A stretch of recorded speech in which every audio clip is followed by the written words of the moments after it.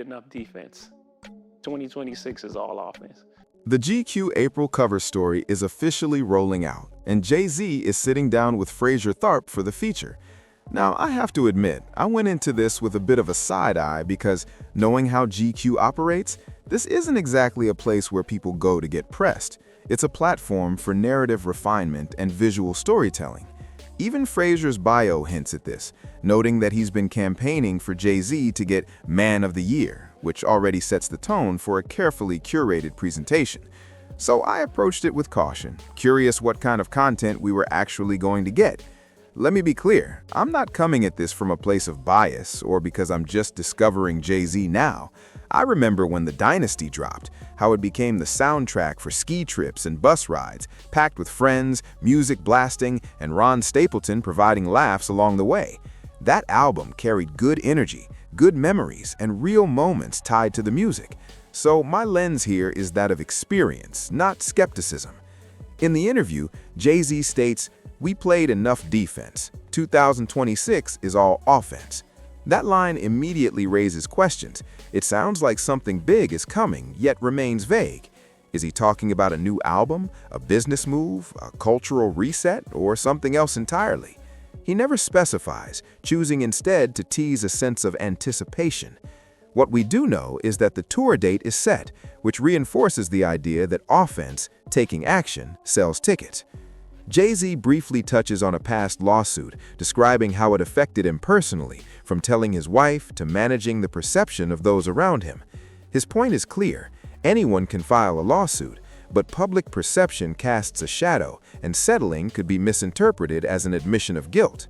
From his perspective, standing firm protected his reputation. Adding another layer, he notes that we live in a time where everything is instant. Consequences are often overlooked, and social media amplifies every story, every narrative, and every conflict. That amplification keeps things alive far longer than in the past, when issues might have naturally fizzled out. The moment that truly made me pause came when Jay-Z said, "Nothing is happening to you, it's happening for you. There is no good or bad, things just happen."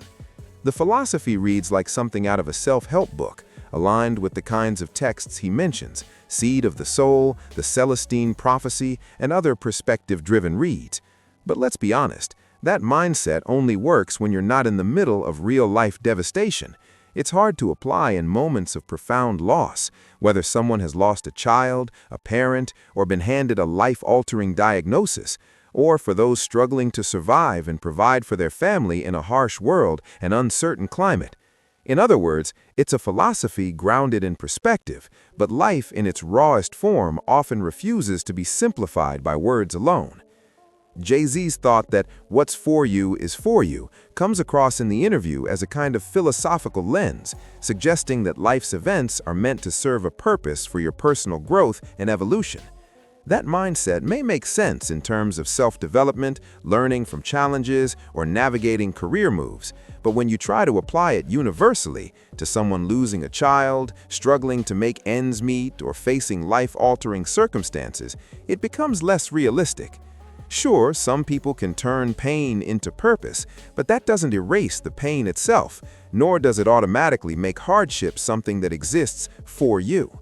In this light, parts of the interview start to feel less like candid reflection and more like strategic positioning, a carefully curated PR narrative. The visuals reinforce this framing. In one image, Jay-Z holds a mask, his face half covered, symbolizing the tension between public and private selves, the version of him the world sees versus the version he keeps for himself. Another photo shows him sitting in a cube-like structure in a yellow-lit room, with a mask hovering above, suggesting that the public is only allowed to see a controlled, curated version of him. He's in a display case of sorts, presenting a persona while keeping the true self contained.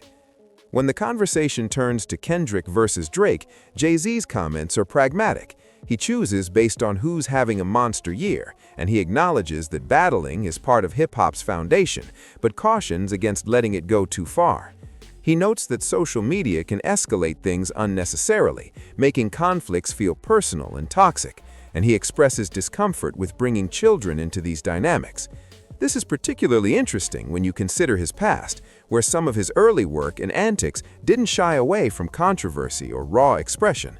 While he claims to have evolved, it's impossible to ignore the energy he helped define. When asked what's next, Jay-Z gives no concrete answers. He wants honesty, timelessness, and longevity, but his statements remain largely philosophical and abstract.